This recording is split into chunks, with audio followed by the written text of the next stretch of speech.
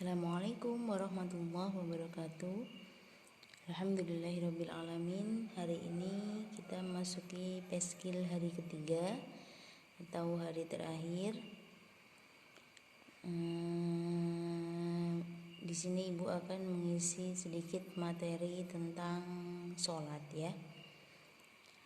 Anak-anak pasti sudah tahu dan sudah belajar tentang tata cara sholat dan ada berapa saja sholat itu. Kita masuk dengan pengertian sholat terlebih dahulu. Apa sih sholat? Sholat yaitu perkataan dan perbuatan yang diawali dengan takbiratul ihram dan diakhiri dengan salam ya. Jadi sholat itu kan perkataan dan perbuatan yang diawali dengan takbiratul ihram dan diakhiri dengan salam. Bagaimana bacaan takbiratul ihram? Takbiratul ihram itu disebut juga dengan doa iftitah. Takbiratul ihram maksudnya mengangkat tangan. Allahu Akbar, itu mulai sholat. Bacaan doa iftitahnya kita baca bersama-sama. Bismillahirrahmanirrahim. Kabiran walhamdulillahi katsira wa subhanallahi bukratan wa asila. Inni wajjahtu wajhiya lilladzi fataras samawati wal arda hanifan musliman wa ma ana minal musyrikin. Inna salati wa nusuki wa mahyaya wa mamati lillahi rabbil alamin la syarika lahu wa bidzalika umirtu wa ana minal muslimin. Nah, itu tadi bacaan doa iftitah yang dibaca ketika kita sholat. Sholat di sini hukumnya adalah wajib. Apa itu wajib? Wajib itu harus dilakukan dan ketika tidak dilakukan akan mendapat dosa. Jika dilakukan mendapat pahala ya.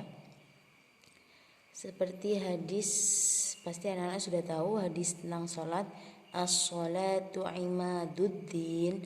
Sholat itu tiangnya agama. Jadi sholat merupakan pondasi utama dari agama. Jadi ketika anak-anak misalnya sudah balik tapi belum sholat, berarti anak-anak diibaratkan tidak membuat tiangnya agama. Jadi tiangnya agama akan berkurang ketika anak-anak tidak melakukan sholat. Nah, di dalam sholat tersendiri itu ada syarat-syaratnya sholat. Jadi ketika kita sholat itu ada syaratnya. Yang pertama apa? Harus beragama Islam. Sudah pasti, karena orang Islam wajib untuk melakukan sholat. Yang kedua ada balik, sudah balik dan berakal. Nah, sudah balik mungkin untuk kelas 1, 2, 3 itu dikatakan belum balik ya, tapi wajib untuk belajar sholat mulai dari sekarang. Karena kalau belajarnya nanti nunggu balik itu akan susah, bisa jadi sudah malas untuk melakukan sholat dan harus berakal ya. Jadi orang gila itu tidak wajib untuk sholat. Yang ketiga suci dari hadas atau najis, hadas kecil maupun hadas besar. Yang keempat suci anggota badan, pakaian dan tempat. Jadi ketika kita sholat bajunya harus bersih, tempat yang kita gunakan untuk sholat juga harus bersih dari najis, dan badan kita juga harus bersih. Kemudian yang kelima menutup aurat. Nah, menutup aurat ketika sholat itu penting ya. Jadi tidak boleh sembarangan ketika melakukan sholat. Untuk laki-laki auratnya ketika sholat dari mana? Dari pusar sampai lutut. Kalau untuk perempuan seluruh badan kecuali wajah dan telapak tangan ini, telapak tangan. Jadi yang ini harus ketutup juga ya. Nah, yang keenam, masuk waktu yang telah ditentukan. Maksudnya ketika waktunya zuhur, berarti sholat zuhur. Ketika waktunya asar, sholat asar, dan seterusnya. Kemudian yang ketujuh, menghadap kiblat, sudah tahu. Yang kedelapan, mengetahui mana yang rukun dan mana yang sunnah ya. Nah, itu tadi syarat sahnya sholat. Jadi harus diperhatikan karena sholat itu hukumnya wajib. Anak-anak tahu tidak apa saja sholat itu? Sholat itu ada 5 waktu: zuhur, asar, maghrib, isya, dan subuh. Sudah hafal niatnya kelima sholat tersebut? Mari kita baca bersama. Yang pertama, niat sholat zuhur. Usolli fardhu zuhri arba'a raka'atim mustaqbilal qiblati adaan ma'muman lillahi ta'ala. Itu sholat zuhur. Niatnya sholat asar. Usolli fardhul asri arba'a raka'atim mustaqbilal qiblati adaan ma'muman lillahi ta'ala. Itu niat dari sholat asar. Kemudian sholat sholat maghrib dulu.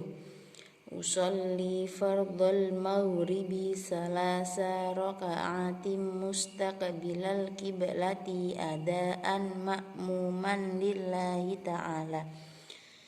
Niatnya sholat isya. Usolli fardhal isya'i arba'a raka'atim mustaqbilal qiblati adaan ma'muman lillahi ta'ala. Sholat subuh. Sholli fardhos subhi rak'ataini mustaqbilal qiblati adaan ma'muman lillahi ta'ala. Nah, itu tadi kelima niat sholat zuhur, asar, maghrib, isya, subuh. Sekarang zuhur ada 4 rakaat ya. Asar juga 4 rakaat, maghrib 3 rakaat, isya 4 rakaat, dan subuh hanya 2 rakaat disertai dengan doa qunut. Jangan lupa ya. Mungkin hanya itu saja yang sedikit yang bisa Ibu sampaikan, sekedar pengetahuan untuk anak-anak. Jangan lupa di bulan Ramadan ini kita berusaha untuk meningkatkan ibadah kita dengan tadarus, dengan sholatnya ditingkatkan lagi, belajar mumpung masih kecil ya. Tetap semangat puasanya. Mungkin hari ini peskil terakhir, dan Ibu mohon maaf apabila dari awal kemarin sampai akhir ini ada kata-kata yang kurang berkenan di hati anak-anak semua. Tetap semangat puasanya, semoga kita bisa puasa sampai akhir dan bisa menyambut lebaran nanti dengan hati yang bersih. Amin. Kurang lebihnya mohon maaf. Assalamualaikum warahmatullahi wabarakatuh.